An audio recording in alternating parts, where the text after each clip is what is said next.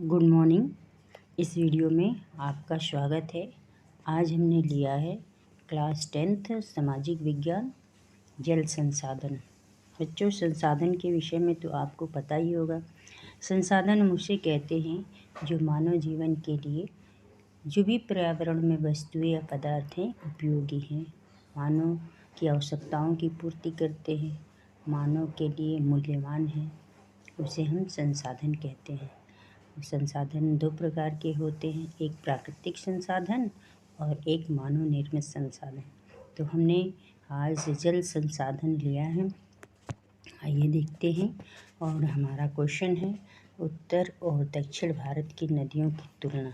तो आइए हम देखते हैं उत्तर और दक्षिण भारत की नदियों में क्या अंतर है। तो पहले हमने लिया है उत्तर भारत की नदियाँ। तो आइए देखते हैं। उत्तर भारत की नदियों में वर्ष भर जल रहता है। उत्तर भारत की नदियाँ में वर्ष भर जल रहता है क्योंकि ये हिमालय से निकलती हैं और हिमालय बर्फ़ से ढका रहता है, जिससे इन नदियों को पानी पर्याप्त मात्रा में मिल जाता है। तो इसीलिए वर्ष भर जल से इसमें वर्ष भर जल रहता है।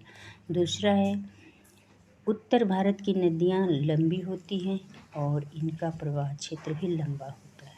उत्तर भारत की नदियाँ जो हैं हिमालय से निकल के मैदानी क्षेत्रों में आती हैं और उनमें जल भी रहता है। तो ये बिना रुकावट ये बहती हैं और इनका प्रवाह क्षेत्र भी लंबा होता है।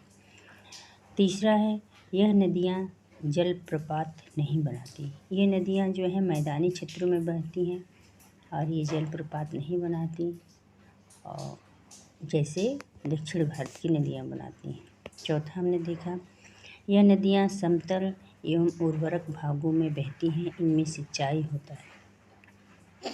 उत्तर भारत की अधिकांश नदियाँ जो हैं वो हिमालय से निकलती हैं और मैदानी क्षेत्रों में बहती हैं और इन्हीं नदियों के द्वारा लाई गई मिट्टी से उत्तर भारत का निर्माण हुआ है, जहाँ जलोढ़ मिट्टी पाई जाती है।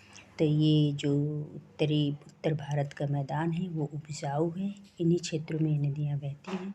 तो इस क्षेत्र के लिए ये नदियाँ सिंचाई के लिए भी उपयोगी हैं। तो अधिकांश इन नदियों से सिंचाई का कार्य भी होता है। पांचवा है उत्तर भारत की नदियों में परिवहन होता है।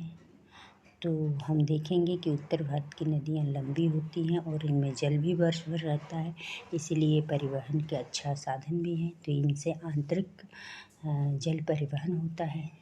जैसे उदाहरण के तौर से जो पहला हमारा अंतर्राज्यीय परिवहन है प्रयागराज से हल्दिया तक, तो इन नदियों से जल परिवहन भी होता है।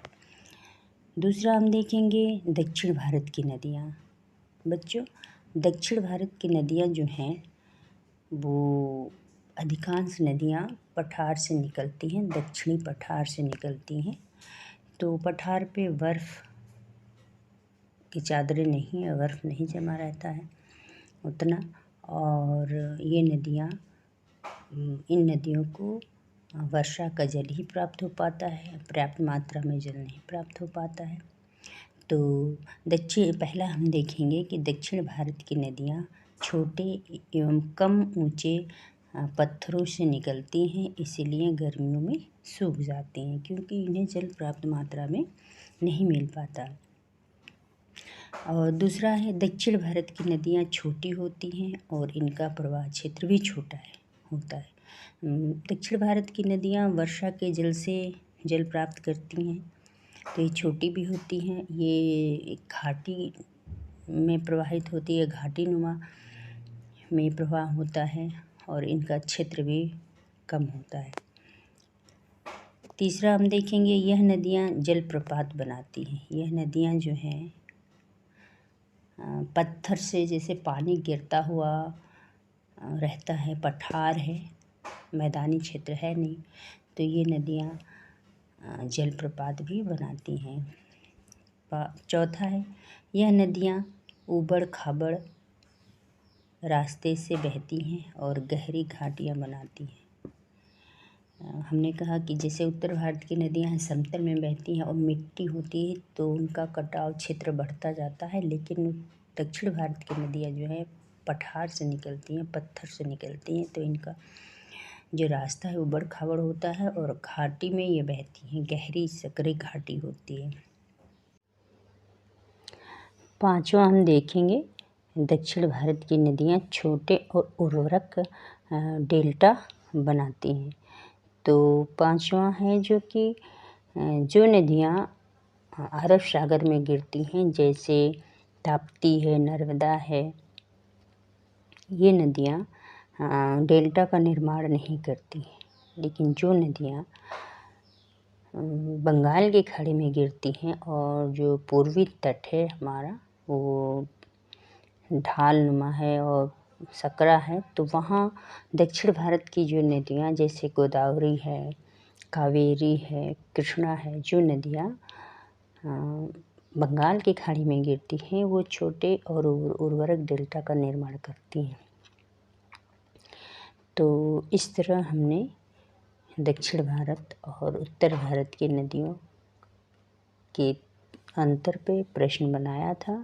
वीडियो आप देखिए और याद करिए, और वीडियो अच्छी लगे तो लाइक, शेयर और सब्सक्राइब करिए। और वीडियो को देखने के लिए, आपको समय निकालने के लिए बहुत बहुत धन्यवाद।